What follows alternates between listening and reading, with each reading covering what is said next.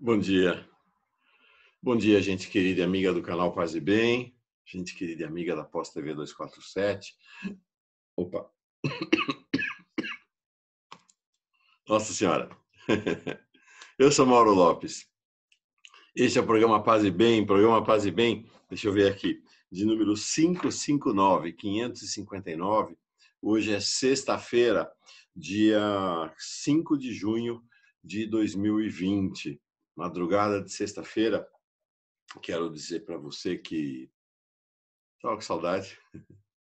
Que semana, que semanas tem sido, que semanas tem sido.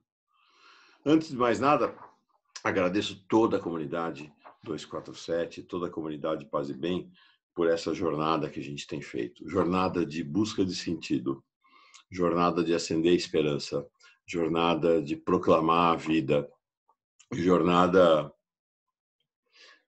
de tatear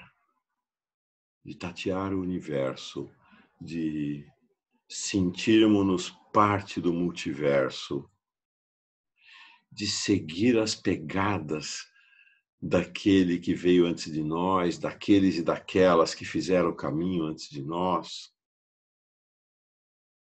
sentir a pegada de nossos mestres. A gente está fazendo isso junto. Isso faz toda a diferença na vida, toda a diferença na vida. Se você ainda não é uma pessoa inscrita no canal Paz e Bem, inscreva-se no canal Paz e Bem. Daqui a pouco vamos chegar a 30 mil inscritos, incrível, incrível. Estamos nos apontando para os 30 mil inscritos, então inscreva-se no canal Paz e Bem, só ir na página do canal e aí lá clicar no sininho, ou clicar no botão de inscrição e depois clicar no sininho para receber as notificações. Se você tiver condição, torne-se um assinante ou uma assinante solidária ao canal Paz e Bem, para que a gente consiga dar passos na construção desse projeto. Tanto ter um pouco mais de equipamentos, realizar viagens, remunerar minimamente as pessoas que aqui colaboram e precisam, né? Tem gente que não precisa, tem seus afazeres, mas tem gente que precisa. Enfim, nossa jornada. Você pode ser um assinante, uma assinante solidária, clicando no link que tem na descrição do vídeo ou na página do canal Paz e Bem, na cobrinha colorida, tá bom? Pois bem.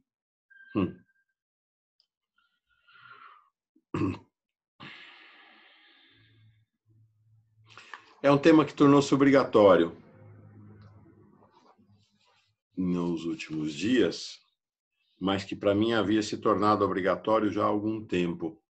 E creio que isso se expressou aqui no Paz e Bem e também na Pós TV 247, especialmente no programa que eu ancoro, o Giro das 11, que é a urgência do tema do racismo. Vim me convencendo do ano passado para este de que sem enfrentarmos o tema do racismo, que é estruturante do sistema de dominação aqui no Brasil e nos Estados Unidos, na Europa, em boas porções ou em quase toda a América Latina, sem enfrentar o tema do racismo, não há mundo. Não há mundo possível. Não há possibilidade de vida em alegria. Do ponto de vista social, do ponto de vista individual, claro que há, sempre há. Né? Sempre há. Até nas senzalas havia momentos de alegria. Então, sempre há possibilidade individual ou comunitária de alegria, mas do ponto de vista social, a alegria só será possível quando o racismo que estrutura a dominação das elites de todos esses países for combatido abertamente. Abertamente. É muito simbólico que bom, enfim, então já de um tempo para cá eu vinha pensando essa questão e tinha operado uma mudança na minha inserção, tanto aqui no Paz e Bem, quanto no Giro das 11 da Pós-TV 247, considerando a premência da necessidade do protagonismo preto e indígena nessas duas expressões. Então, numa mudança de programação que houve na Pós-TV 247, o Giro das 11 virou um programa bem maior, de 2 horas de duração, com muito mais gente, eu estabeleci como regra que a rebelião preta estaria presente e está presente no cotidiano, todos os dias, com seus protagonistas, especialmente suas protagonistas. Porque eu creio que a revolução será preta e feminina, feminista. E o que cabe a nós é aderir a esta revolução, né? E nos colocarmos a serviço dela. E aqui no Paz e Bem já havia também convidado a minha mãe, a Yalorixá Adriana de Nanã, né, que se tornou uma guia, uma mãe espiritual para mim, e Yalorixá quer dizer exatamente mãe ou mãe de santo na linguagem popular, né, que agora tem a sua participação aqui no canal Paz e Bem. É pouco ainda, é pouco, mas haverá mais, haverá mais. E agora o próximo passo, que é a introdução do protagonismo indígena, inicialmente lá no Giro das 11, e depois, espero que logo a seguir, aqui no Paz e Bem. O protagonismo indígena, que também remete ao tema do racismo. Pois bem, esses tempos são marcados por 3 mortes muito simbólicas, muito dolorosas, muito terríveis, uma de repercussão mundial e outras 2 de repercussão nacional. E a maneira como essas mortes aconteceram, elas dizem muito sobre o racismo, dizem muito sobre a sociedade e invocam, interrogam-nos, colocam-nos questões muito duras e colocam nesse momento uma questão muito dura para cada uma de nós. 3 mortes acontecidas num contexto em que a humanidade deveria estar no auge da solidariedade, no meio de uma pandemia. No meio de uma pandemia mortal, matando gente em todo canto, reconfigurando o relacionamento social. Não. Para as elites não há solidariedade, não existe a hipótese de solidariedade. O espaço da pandemia tem sido o espaço da construção de uma nova crueldade pelas elites. Então, essas 3 mortes, das quais vamos falar hoje, elas são a resultante direta do novo padrão de crueldade das elites globais e nacionais durante a pandemia.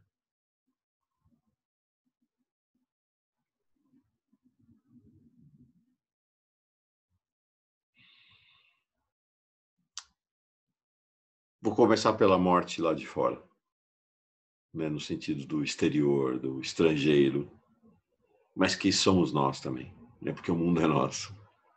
De certa maneira, não há exterior, não há estrangeiro, não há dentro, não há fora. Claro que há Brasil, há cultura brasileira, há uma dinâmica muito própria nacional, mas nós somos irmãos globalmente, nós somos irmãos e irmãs globalmente. As fronteiras estabelecidas pela dinâmica das sociedades não nos contém, não contém o amor, não contém a solidariedade, não contém a nossa humanidade e não contém nossa inserção como terrenos na dimensão do multiverso. Mas começo com o mais longe, que é a morte de George Floyd. É muito forte, muito simbólico que este homem tenha morrido gritando: eu não consigo respirar. Que é disso que se trata. Na morte de George Floyd, em Minneapolis, e que foi o estopim dessa rebelião preta nos Estados Unidos, com repercussões globais, está esta realidade. É proibido respirar. É proibido aos pretos e pretas, aos povos originários, aos miseráveis e pobres de todo o planeta, mas no caso ali concreto, né, aos pobres pretos, pretas, afrodescendentes, afro-americanos. É proibido aos pretos e pretas, aos indígenas, às indígenas aqui no Brasil. É proibido respirar, não pode respirar. Porque respirar significa libertar. Respirar, a gente tem feito aqui, a gente faz meditação, as pessoas fazem meditação. O que é a meditação? Senão o exercício da liberdade pela respiração que nos sintoniza com a respiração do multiverso. Então não pode. É preciso ter o joelho do branco, do macho branco, patriarcal, rico, milionário, ou então a serviço deles, no pescoço. A canga. A porta trancada da senzala, num ambiente irrespirável. Na morte de George Floyd, ao veto a que respiremos, a que o povo respire. Na morte de João Pedro, na morte do menino João Pedro, ao veto à vida em paz até dentro de casa. Não, não se pode respirar. Não. Não se pode ter paz nem dentro de casa. Os pretos e pretas, periféricos, periféricas, aos indígenas, indígenas nas suas terras originárias, não se pode nem ficar em casa, porque a elite vai lá. Seus representantes, seus sicários, seus assassinos, seus perseguidores invadem as casas. Não se pode respirar em liberdade, não se pode ter paz dentro de casa. É proibido. E agora, ontem, inacreditável, a morte do menino Miguel, lá na Grande Recife. Como é que é possível que tenha acontecido esta morte? Bom, como é que é possível que tenha acontecido todas as mortes e as mortes desses três? Um homem, um jovem, uma criança. É tudo muito simbólico. A morte de um homem preto, pobre, lascado. De um jovem que olhava para o futuro, no meio da favela. E de uma criança.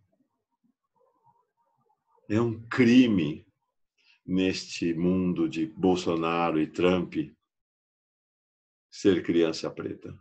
É criminoso. É muito simbólico também que enquanto a Mirthe Souza, a empregada dessa família branca da elite pernambucana, era obrigada a trabalhar durante a pandemia. Obrigada a trabalhar durante a pandemia, em vez de ter o seu salário pago e permanecer em casa com o seu Miguel. Mais do que isso, obrigada a ir passear com o cachorrinho da patroa branca. Bom, onde se deixa um filho numa situação dessas? Onde se deixa um filho numa situação dessas? Leva-se para o trabalho. Não tem escola, não tem creche, tudo fechado. Lá foi Miguel. Lá foi Miguel com a Mirtes.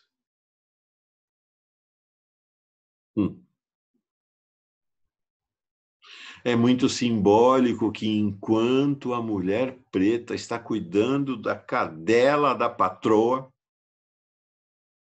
e aqui há claramente um duplo sentido, porque é a cadela da patroa mesmo, a patroa lançava seu filho à morte. A cena desta mulher branca, que é irmã daquele policial preto, daquele policial branco que ajoelhou no pescoço de George Floyd, que é prima dos policiais que invadiram a casa de João Pedro,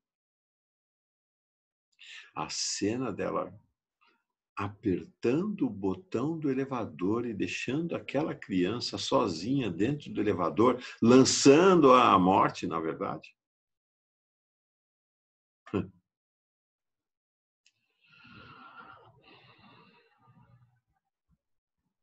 Pretos e pretas e indígenas, cuidem de nossas cadelas enquanto matamos os seus filhos. É disso que se trata.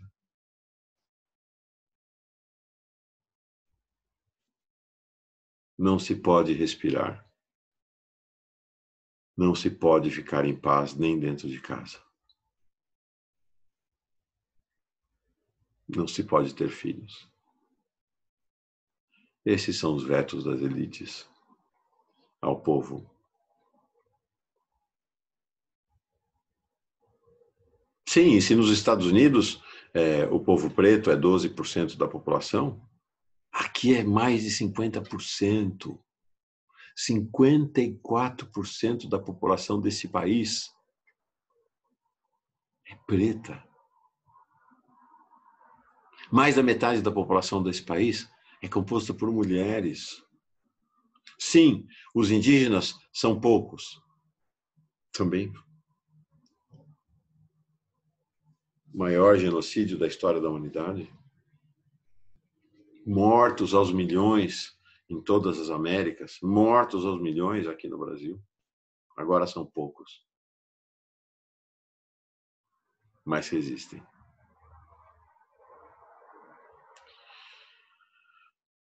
Este Paz e Bem é dedicado a chorar a morte de Jorge, de João Pedro, de Miguel, a chorar a dor das suas famílias.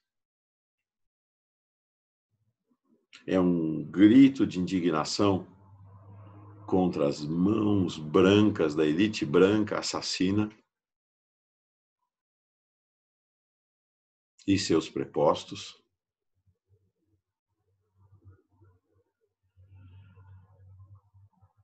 E é uma convocação à esperança. O que quer dizer esperança? É importante ter claro, na dimensão mística, a esperança não é espera.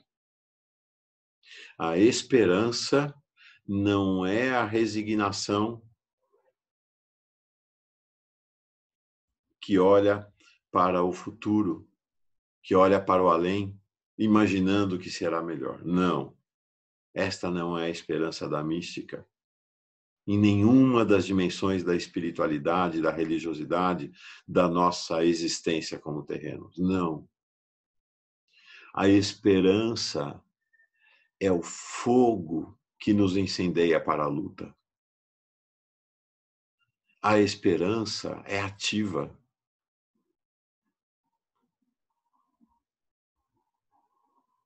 A esperança é viver o luto, é viver a alegria e é ir para a luta. A esperança é transformar luto em luta. Isto é esperança. Isto é verdadeira esperança.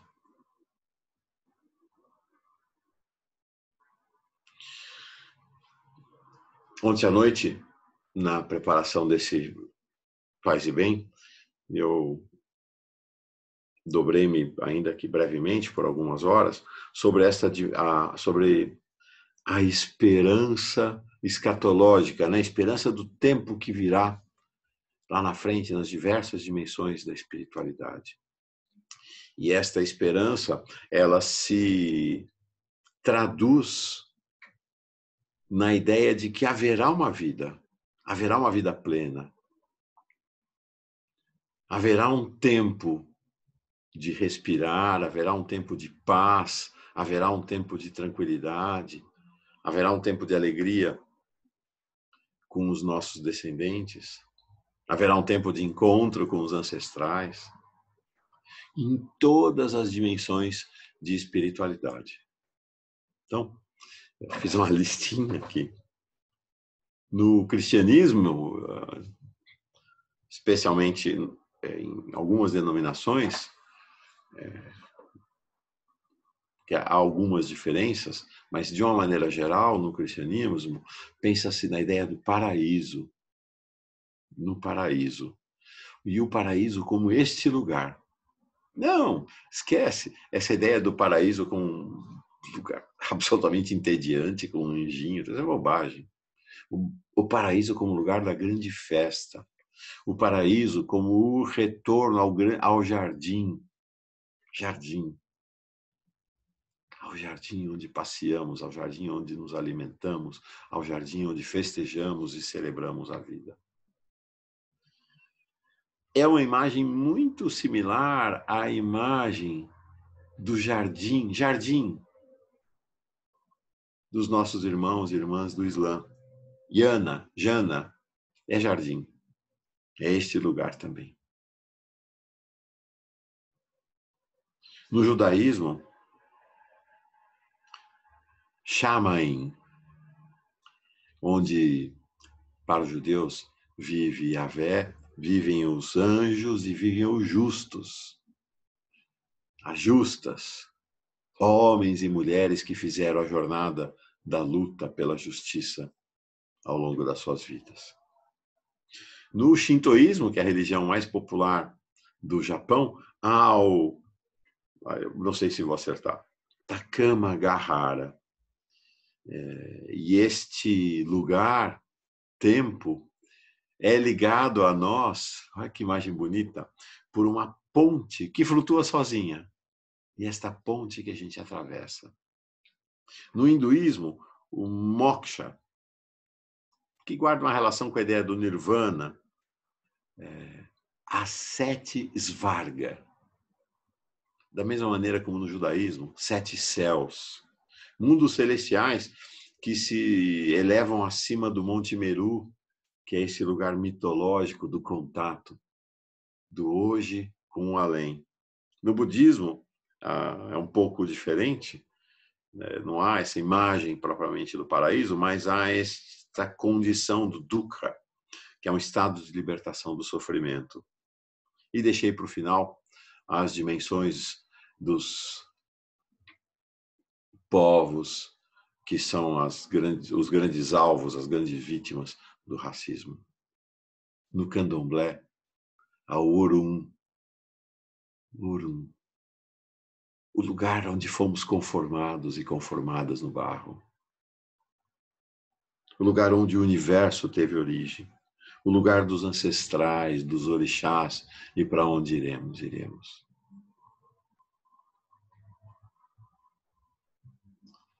E nos povos originários, especialmente os Guarani, os Tupi, a Iuí, Marã e terra sem males. A terra sem males, sem guerra, sem fome, sem doenças. E quero terminar falando do mito dos povos originários, especialmente Guarani e Tupi, da terra sem males, para dizer que a esperança é a esperança de que é aqui o lugar da terra sem males. Aqui é o lugar onde a gente pressente, onde a gente sente, onde a gente constrói a terra sem males. Isso não é uma tese minha. Isto é a chama que incendeia o coração e a luta dos povos originários ao longo da história.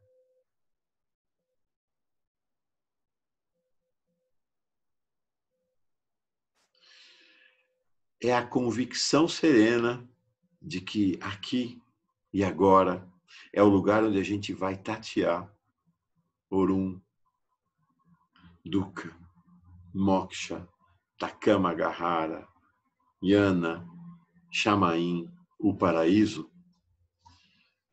que deve incendiar nosso coração para a luta. Eu estou em São Paulo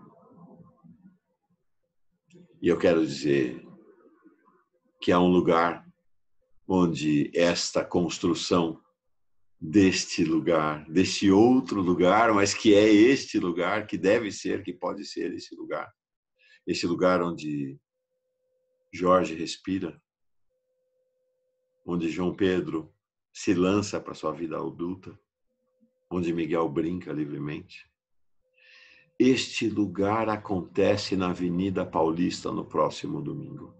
Sim, aqui em São Paulo, na capital de São Paulo, é lá que esta esperança se fará vida. Enfrentará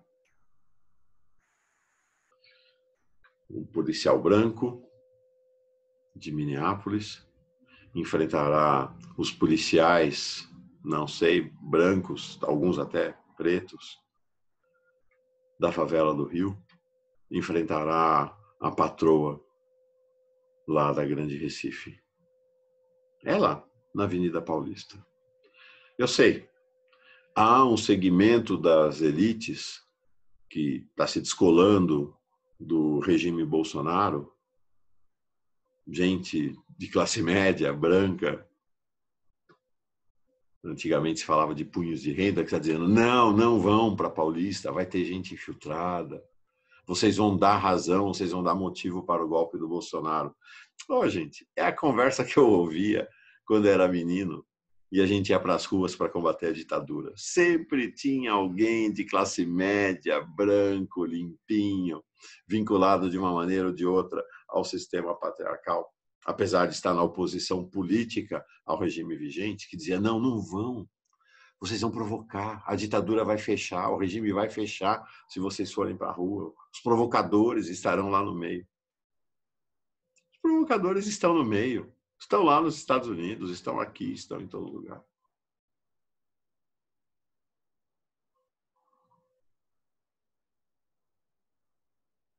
Na sua resistência, o povo preto, os povos originários enfrentam os provocadores, os agentes infiltrados desde sempre. É interessante que a oposição à ida à Avenida Paulista e as manifestações neste domingo, que estão se programando no Brasil, ela parte sobretudo desse olhar. Não, vocês vão provocar ira, vocês vão dar margem à armadilha, à urdidura de Bolsonaro e sua tropa para fechar o regime. É curioso que o discurso de advertência, o tema do coronavírus nem apareça com tanta predominância, ele aparece como secundário. É interessante, é muito significativo. Sim, tem coronavírus. Mas tem máscara, tem álcool gel.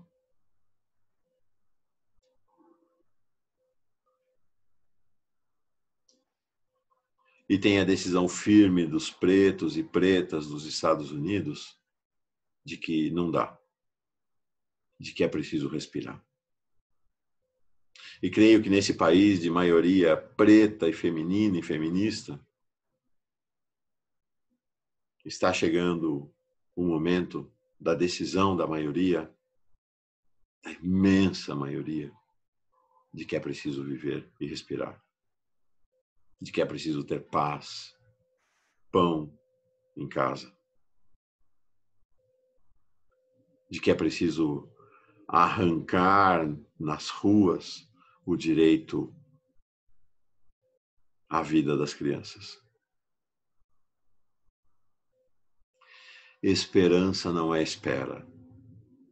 Esperança é luta que antecipa, que realiza, que concretiza, que nos permite experimentar já agora essa promessa do tempo de respiração livre, de paz, de pão, de alegria, de brincadeira, de festa.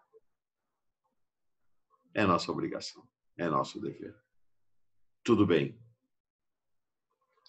Você é mais velho, mais velha, você está em super grupo de risco, fique em casa. Fique em casa. Respire em casa. Solidarize-se em casa. Mobilize-se em casa. Estão aí as redes sociais. Mas quem pode, vai.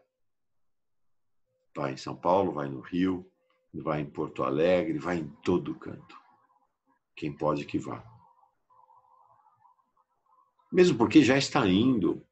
Já está indo. Contrariamente a esta ideia, de que não, está cheio de gente ao redor do país e do planeta indo na solidariedade ativa, na construção ativa da esperança, para socorrer, para auxiliar minimamente os mais pobres, os pretos, pretas mais pobres, durante a crise do coronavírus. Bom, é isso aí. Esperança. Jorge, João Pedro, Miguel, é com vocês no coração que a gente constrói a esperança na luta. Vamos terminar então respirando? Vamos respirar. Vamos respirar.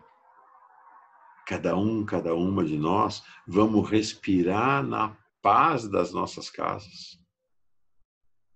Vamos respirar o que foi proibido a George, na paz das nossas casas, que foi roubada a João Pedro e sua família, no espírito do direito à brincadeira. Aqui Miguel não tem mais direito. Ok? Então vamos lá. Com profunda identidade, com todo o povo preto e originário dessa nação.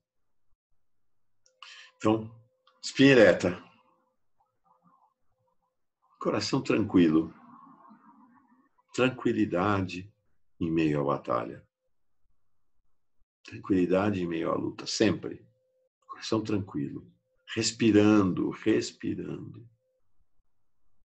Arranca o joelho do opressor do seu pescoço e respira.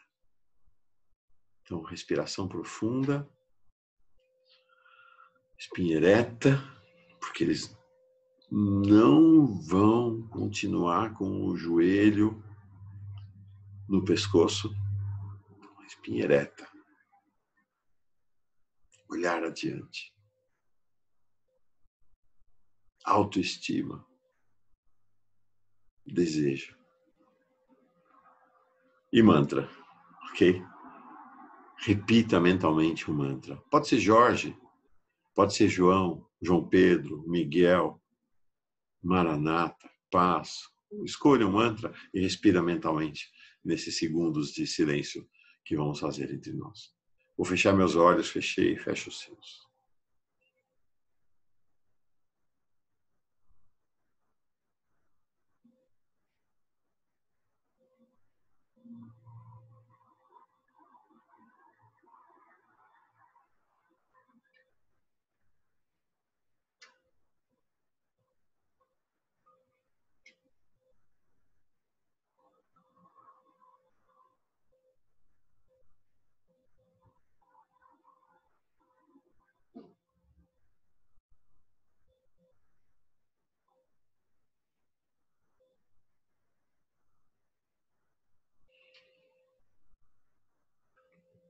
Esse Paz e Bem, então, foi dedicado a você, Jorge, a você, João Pedro, a você, Miguel, a todos os pretos e pretas e indígenas mortos, milhões de mortos ao longo da história.